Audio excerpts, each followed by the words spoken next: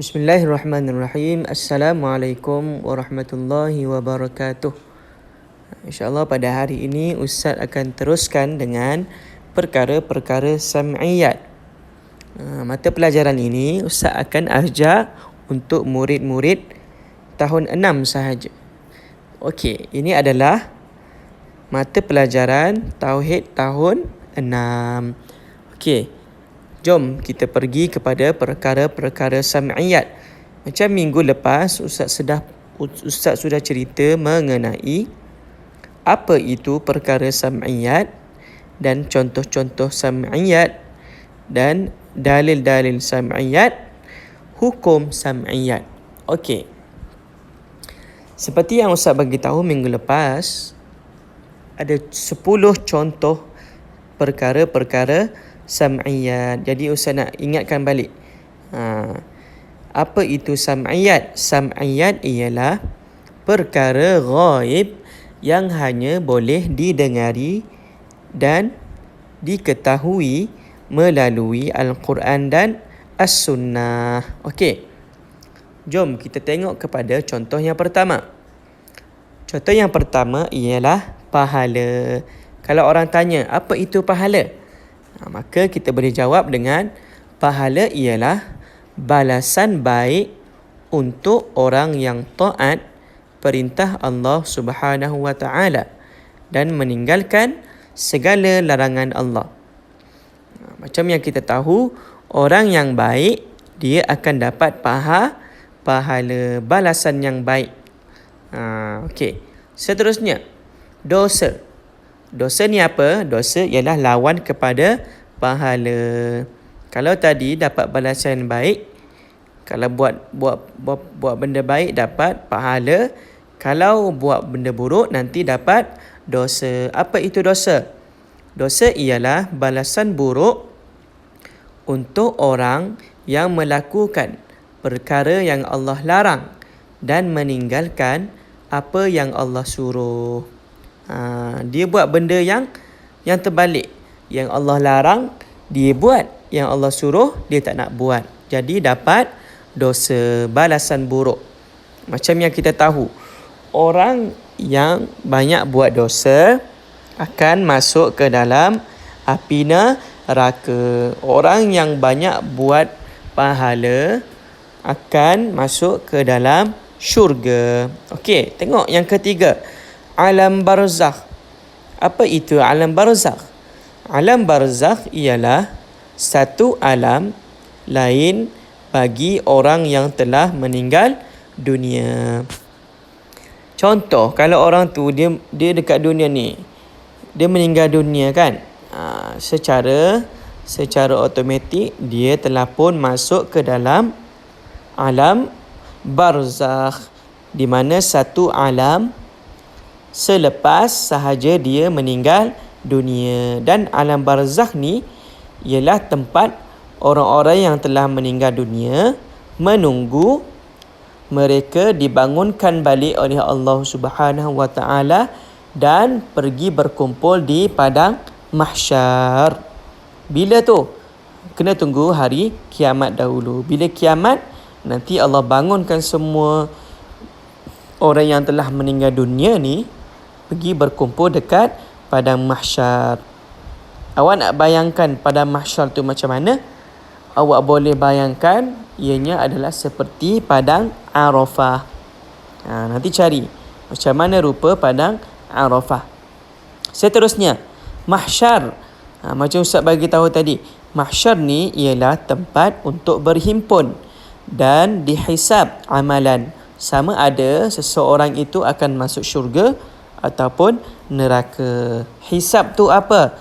Hisab tu ialah dihitungkan, dikira-kira amalan baik dan keburukan yang kita buat. Kita berkumpul dekat situ dan akan dihitung-hitungkan segala amalan kita yang semasa kita berada di dunia. Okey, seterusnya, perkara-perkara sam'iyat lagi. Yang berapa dah ni? Yang ke-5. Syurga. syurga ni ialah tempat balasan nikmat untuk orang yang beriman. Orang yang beriman ialah orang yang sentiasa membuat apa yang disuruh oleh Allah. Orang yang selalu membuat pahala. Jadi sebagai balasan, Allah bagi mereka masuk ke dalam syurga. Syurga ni lah tempat yang paling nikmat sekali. Kat dunia ni tak nikmat lagi. Dunia ni adalah tempat ujian. Tempat yang paling nikmat sekali ialah dalam syurga. Dan syurga ni kita akan hidup dalam tu selama-lamanya. Okey, seterusnya. Lawan bagi syurga ialah neraka. Neraka ni apa? Neraka ialah tempat balasan azab untuk orang kafir dan balasan sementara untuk orang Islam yang derhaka. Kita orang Islam ni, kalau ada yang buat dosa, maka sebelum dosa-dosa diampunkan, Allah akan masukkan mereka ke dalam api neraka untuk sementara sahaja, untuk diampunkan dosa mereka. Kalau orang kafir, dia akan terus menerus masuk ke dalam api neraka. Orang Islam yang masuk sementara tu, bila dah habis hukuman, maka akan masuk ke dalam syurga. Okey, seterusnya. Jin. Bila sebut jin, kita selalu dengar cerita tentang jin kan? Tapi kita tak tahu nak bagi tahu. Kita tak tahu macam mana nak beritahu dekat orang jin tu apa. Okey, jin ni ialah makhluk Allah yang dijadikan daripada api. Jin ni termasuk dalam perkara-perkara sam'iyat, benda yang ghaib. Kita tahu jin tu wujud kan, tapi kita tak boleh tengok dengan mata kasar. Jin ni pun adalah hamba Allah juga. Allah berfirman dalam Al-Quran yang lebih kurang bermaksud, tidak aku ciptakan manusia dan jin hanyalah semata-mata untuk beribadah kepadaku.